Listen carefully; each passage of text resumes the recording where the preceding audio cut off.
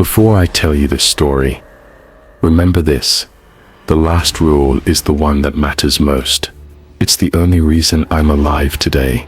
There were 7 rules written in that notebook. But there was one more, the one no one told me about. You don't want to miss that one. We were a 6-member wildlife research team, heading deep into the Amazon rainforest.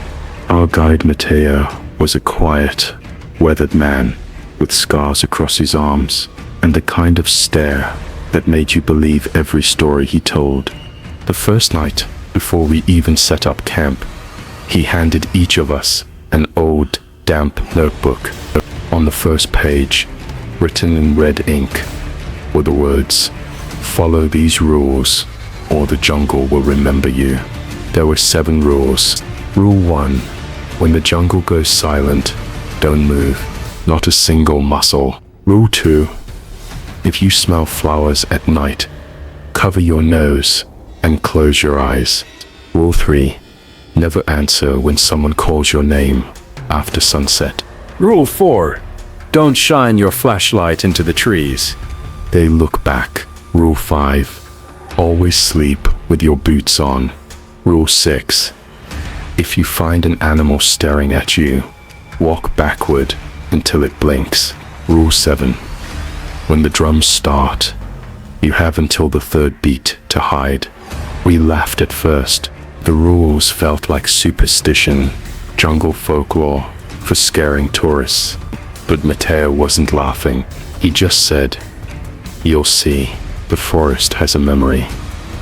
For 2 nights, everything was normal. Humid air, buzzing insects, constant noise. But on the 3rd night, all of it stopped. The forest went dead silent. No frogs, no wind, no sound at all. The air felt thick, pressing against my skin. I froze, remembering the first rule. Then I heard it, breathing heavy and wet, right outside my tent. It circled slowly, brushing against the fabric. I didn't move, didn't breathe. When it finally faded, the sound of crickets returned, as if nothing had happened. I stepped outside and saw Mateo kneeling in the dirt, praying. He looked at me with wide eyes and whispered, "The jungle tested you. You passed." The next night, the air turned sweet, like rotting fruit mixed with perfume. Everyone complained about the smell. I remembered Rule 2, covered my nose and shut my eyes. That's when I felt something brush across my cheek, soft and damp, like fingers. I didn't move until sunrise. When I opened my eyes, half the camp was gone, tents slashed open, bedrolls torn apart. Only boots remained, neatly placed outside each tent. The Mateo's face was pale. They smelled the flowers, he said. The forest showed them beauty. That night, I heard my name whispered outside the tent.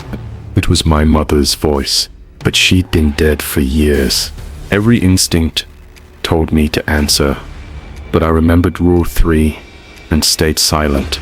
Another researcher, Ramirez, wasn't so lucky. I heard him whisper, "Yes, Mama." And then, running, dozens of footsteps rushing into the jungle. By morning, Ramirez was gone.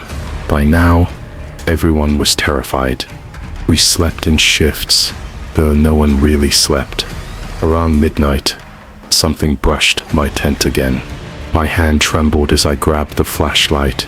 I knew Rule 4, don't shine it into the trees. But I broke it. The beam cut through the darkness, and they were there. Dozens of pale faces peering from between the branches, eyes glowing faintly, not reflecting light, but creating it. They smiled at me, mouths stretching too wide.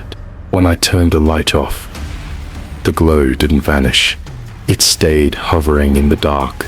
At dawn, Mateo said we were leaving. No one argued. But before sunrise, the jungle gave its warning. The sound started faint, rhythmic, like distant thunder. Drums. Mateo's eyes went wide. Hide, he said. Now, the beats came closer. 1, 2, 3. I threw myself under a pile of wet leaves, just as something passed above me. Long limbs, skin gray and stretched tight. Faces were sewn into its chest. Human faces, eyes still open. It dragged something behind it. I knew that shirt, Ramirez. When I dared to breathe again, the sun was rising. Everything was gone. Tents, food, gear, everyone wiped away like we'd never existed. Only my notebook lay in the mud. 7 rules smeared in red ink and a wet fingerprint at the bottom of the page. I ran until I found the river and followed it for hours. By dusk, I saw Mateo crouched at the water's edge. His hands were shaking, eyes hollow. "You broke the rule," he said. "What rule?" I asked. "The last one." I opened my notebook. "Only 7 rules. Nothing else." "There isn't one," I said. Mateo smiled faintly. "It only appears when it's too late." He pointed toward the river. I looked down, and in the reflection, I saw them, the pale faces from the forest, closer now, smiling, their eyes like mirrors. When I looked back up, Mateo was gone. That night, I was rescued by a local patrol boat. They said I was the only survivor. I told them I didn't remember much, and that was true, mostly. But when I unpacked later, the notebook was still with me. I flipped to the last page. It wasn't blank anymore. The ink was fresh, still glistening red. It said, Rule 8. When you leave the jungle, never tell its rules to anyone. And now that I've told you, if the night ever goes completely silent, wherever you are, don't move, because the jungle knows your name now.